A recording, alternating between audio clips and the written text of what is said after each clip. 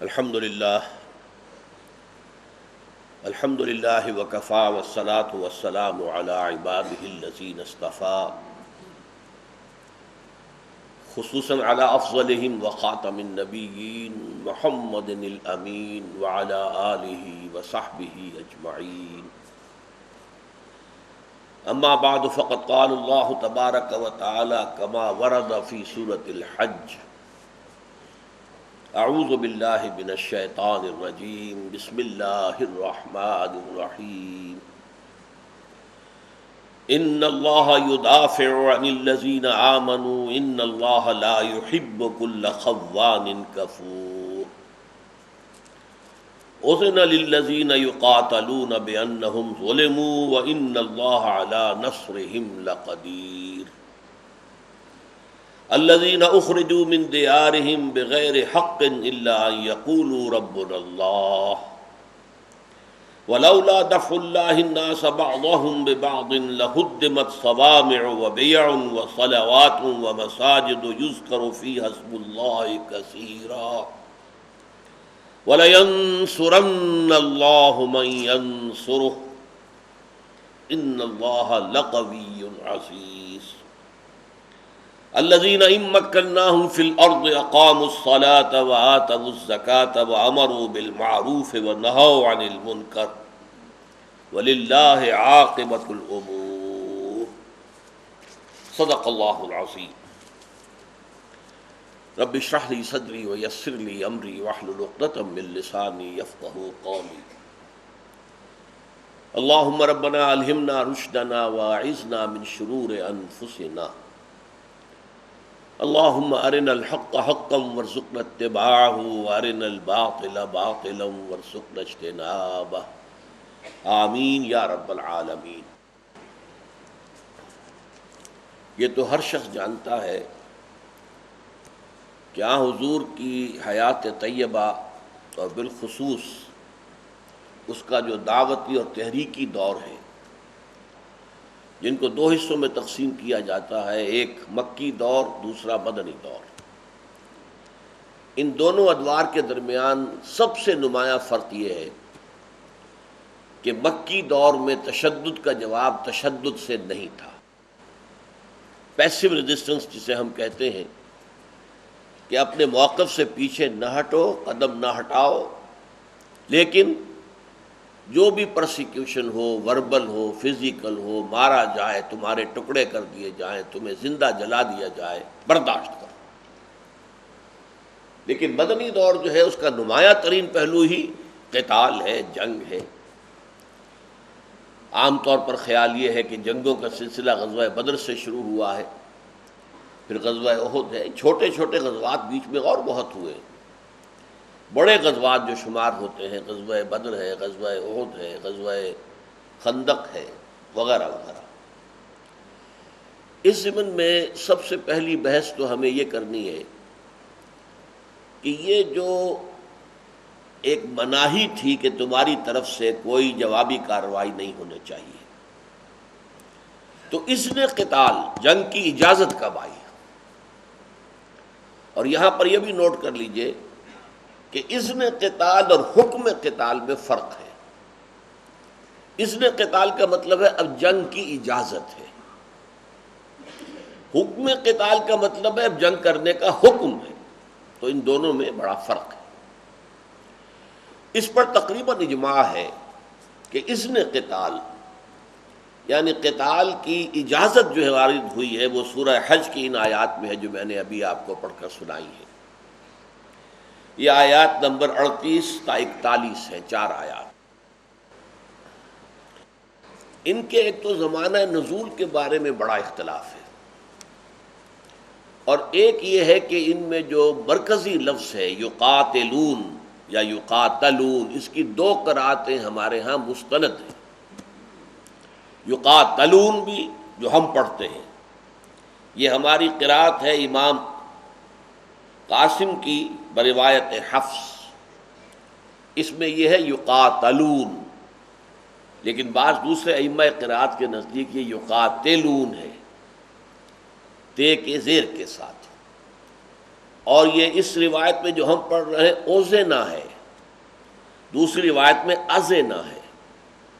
اوزینا مجہول کا صیغہ، اجازت دی گئی۔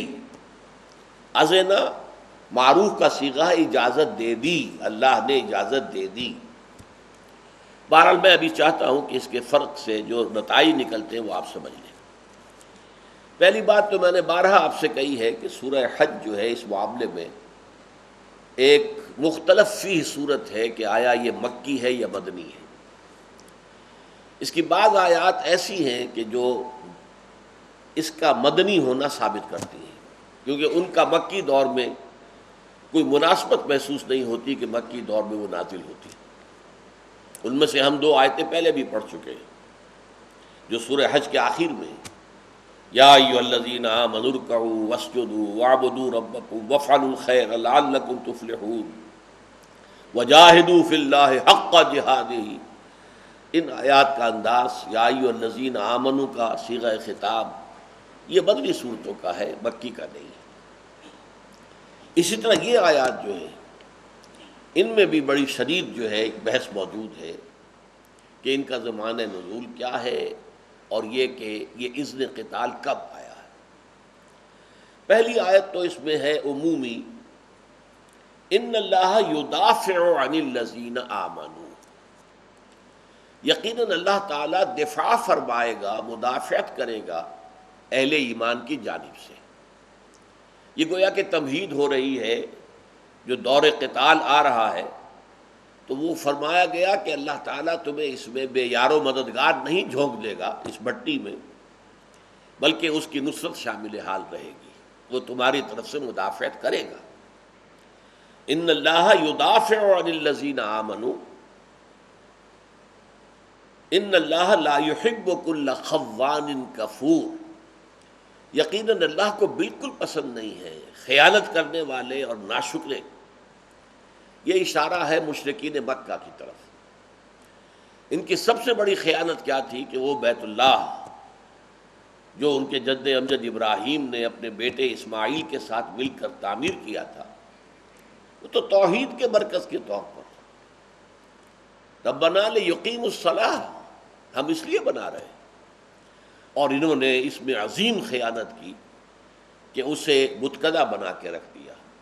دنیا کے بتکدوں میں پہلا وہ گھر خدا کا، ہم اس کے پاسباں ہیں، وہ پاسباں ہمارا۔ کہتے ہیں کہ 360 بت رکھے ہوئے تھے، بتوں کا سب سے بڑا اجتماع۔ تو یہ خیانت اور کفور ہونا ان کا اس بات سے ثابت ہوا کہ قرآن مجید کے نزول جو کہ ان کے لیے بہت بڑی نعمت تھی، نعمت ہدایت، اس کا انہوں نے بجائے شکر کرنے کے اور بجائے اس سے استفادہ کرنے کے اس کا انکار کیا، اس کو رد کیا، گویا کہ کفران نعمت کے مرتکب ہوئے۔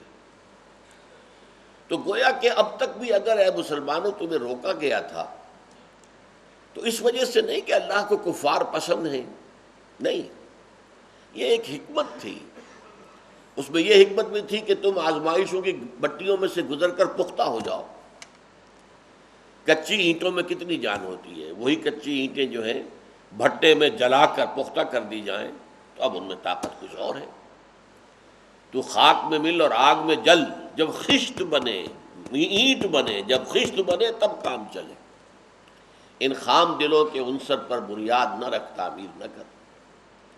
ایک حکمت یہ بھی تھی کہ تم پر جبر اور تشدد ہوتے دیکھ کر اور یہ معلوم کر کے کہ تمہارا کوئی جرم نہیں ہے، کوئی اخلاقی جرم نہیں ہے، چوری نہیں کی، کچھ نہیں کیا، تو تمہاری طرف ہمدردیاں جو ہیں عوام کی، سائلنٹ میجورٹی کی ہمدردیاں تمہاری طرف ہو جائیں گی۔ یہ اسباب تھے۔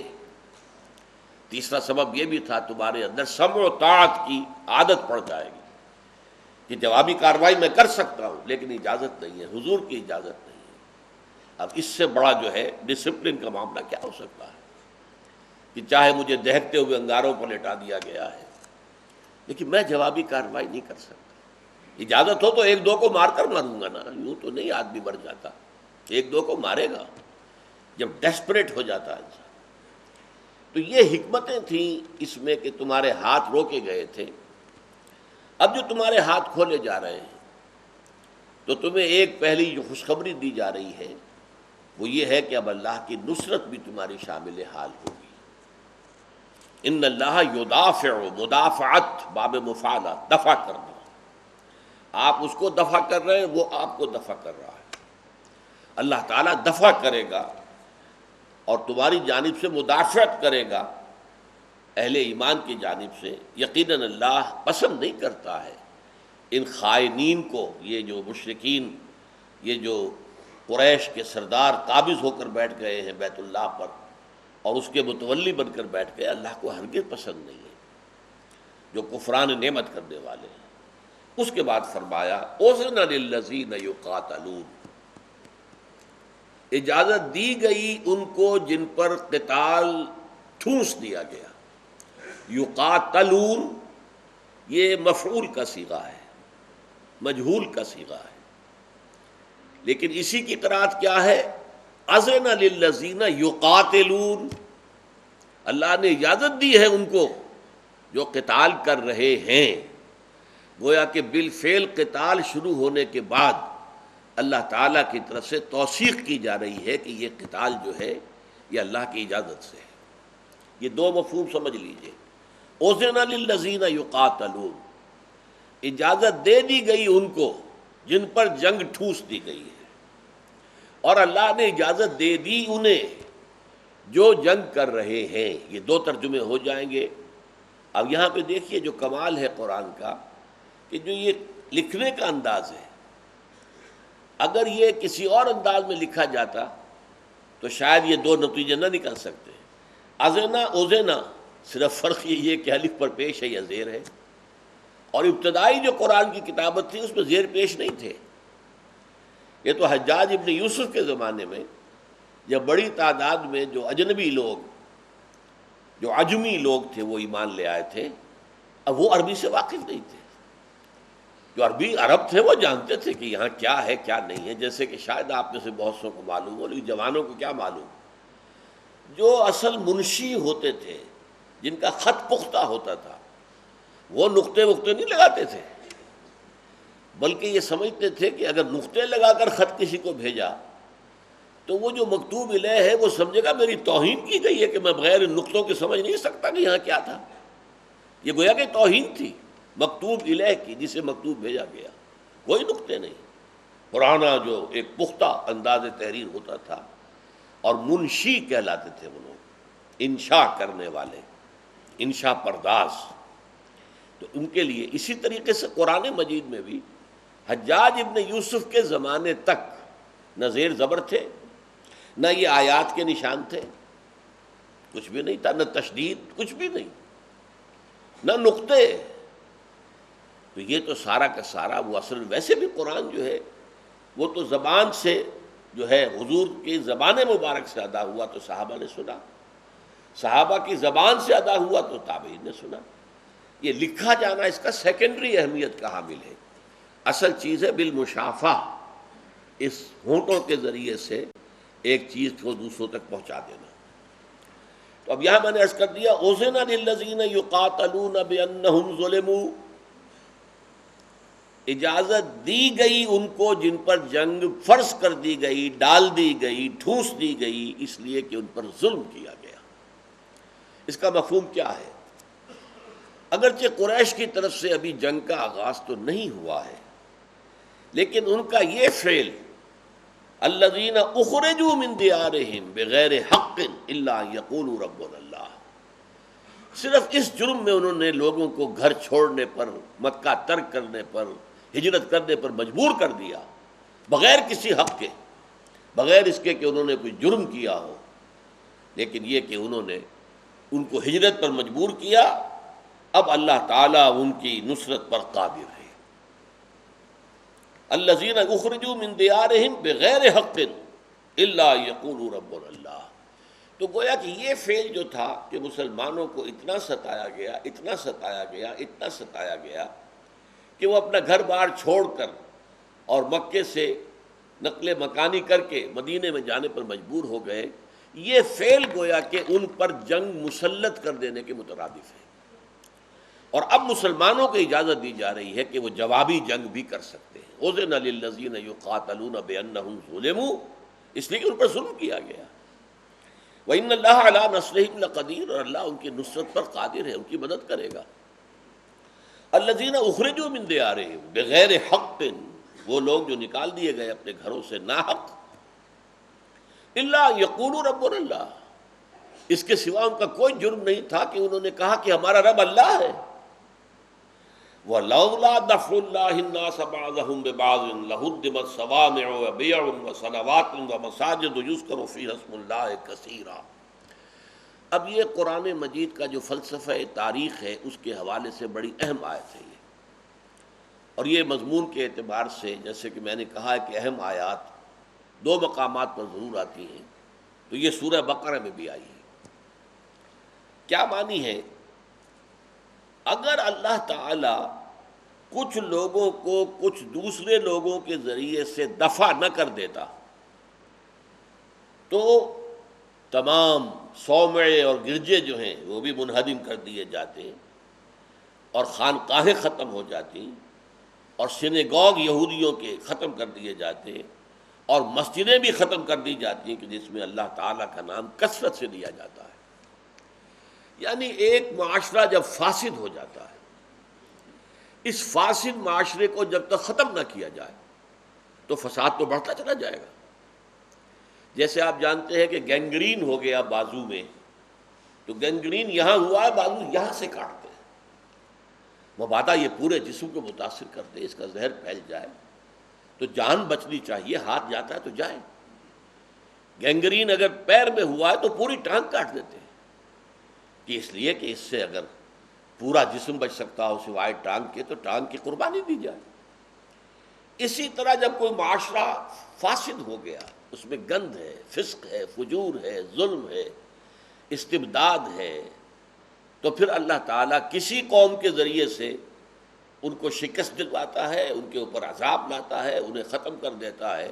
جیسے کہ آپ نے دیکھا ہوگا باغوں میں، لانز میں یہ پتے گرے ہوئے ہیں، یہ تنکے پڑے ہوئے ہیں، تو کیا کرتے؟ جھاڑو دے کر گھاس پر سے وہ پتے اور وہ تنکے ان کے جلا ایک جگہ کر کے ان پہ ڈھیر بھی آگ لگا دیتے ہیں، ورنہ یہ تو خراب کر رہے ہیں، اس باغ کے یا اس باغیچے کا حسن خراب ہو رہا ہے، یہ پتے سوکھے پڑے ہوئے ہیں. اسی طریقے سے جو تمدن فاسد ہو جائے، جو قوم ثابت کر دے کہ اب اس میں خیر کا کوئی عنصر نہیں ہے، پھر اسے کوڑے کرکٹ کی طرح جلا دیا جاتا ہے، اور اس کے لیے اللہ تعالیٰ اپنی کسی اور قوم کو استعمال کرتا ہے.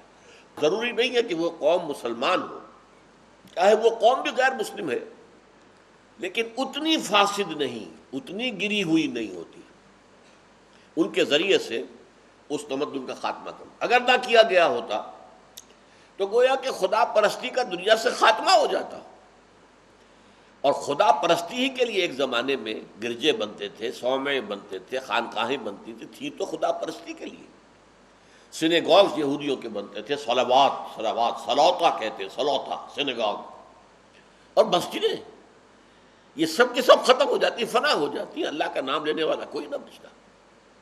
یہ ہے مفہوم. تو اللہ تعالیٰ وقتاً فوقتاً اپنی زمین کی صفائی کرتا رہتا ہے. یہی بات آئی ہے سورہ بقرہ میں، آیت نمبر 251، وَلَوْلَا دَفْعُ اللَّهِ النَّاسَ بَعْضَهُم بِبَعْضٍ لَفَسَدَتِ الْأَرْضُ وَلَٰكِنَّ اللَّهَ ذُو فَضْلٍ عَلَى الْعَالَمِينَ. اگر اللہ وقتاً فوقتاً ایک قوم کو دوسری قوم کے ذریعے سے ہلاک نہ کر دیتا تو زمین میں فساد پیدا ہو جاتا. لیکن اللہ تعالیٰ تو زمین والوں پر، جہان والوں پر بڑا رحمت والا ہے، فضل والا ہے. یعنی ان قوموں کا ہلاک ہو جانا بحیثیت مجموعی نوع انسانی کے لیے رحمت ہے. وہی جو میں نے آپ کو گینگرین کی مثال دی ہے کہ اگر ہاتھ میں گینگرین ہے تو بازو کاٹ دو، ورنہ موت یقینی ہے. پاؤں میں گینگرین ہے تو پاؤں کاٹ دو، پوری ٹانگ کاٹ دو، ورنہ پورا جسم ہلاک ہو جائے گا. فرمایا وَلَوْلَا دَفْعُ اللَّهِ النَّاسَ بَعْضَهُم بِبَعْضٍ لَهُدِّمَتْ صَوَامِعُ وَبِيَعٌ وَصَلَوَاتٌ وَمَسَاجِدُ يُذْكَرُ فِيهَا اسْمُ اللَّهِ كَثِيرًا.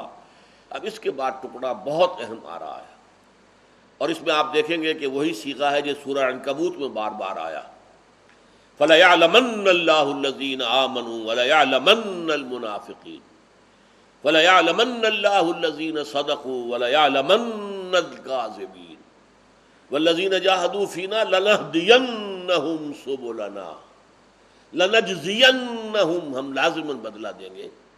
یہ جو صیغہ انتہائی تاکید کا. وَلَيَنْصُرَنَّ اللَّهُ مَن يَنْصُرُهُ، لازماً اللہ مدد کرے گا بغیر کسی شک و شبے کے ان لوگوں کی جو اس کی مدد کرتے ہیں. یہ باہمی مدد ہے. تم اللہ کے دین کی مدد کرو، اللہ کے خلاف بغاوت جو دنیا میں ہے اس کو فروغ کرو، اس کے لیے اپنی جانیں دو، اپنی وفاداری کا ثبوت دو. بغاوت کو ختم کرنے کے لیے کسی بادشاہ کے خلاف بغاوت ہو جائے تو اب رعایا میں سے جو لوگ خاموش بیٹھے رہیں گے وہ باغیوں کے ساتھی شمار ہوں گے. اصل وفادار وہ ہوں گے جو کھڑے ہو جائیں اور باغیوں کو ختم کرنے کے لیے اپنا تن من دھن لگا دیں.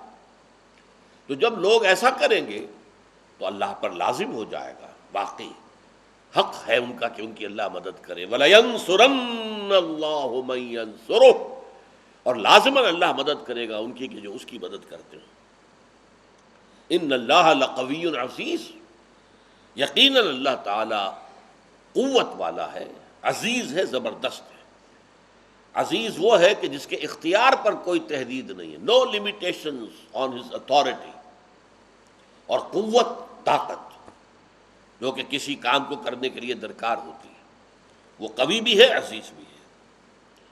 اب اس ایک آیت میں اگلی جو ہے حضور کا مینیفیسٹو بیان ہو رہا ہے، اور یہ یقین کے ساتھ میں کہہ رہا ہوں کہ یہ آیت نازل ہوئی ہے اثناء سفر ہجرت میں. ہجرت سے جو عظیم فرق واقع ہونے والا تھا، جو اللہ کے تو علم میں تھا، کہ کہاں تو مکے کی وہ قسم پرسی کہ حضور طائف سے واپس آ کر مکے میں داخل بھی ہوئے ہیں تو ایک مشرک کی پناہ لے کر، کہاں یہ کہ شاہانہ انداز سے حضور مدینے میں داخل ہونے والے ہیں، ایک بے تاج بادشاہ کی حیثیت سے جا رہے ہیں.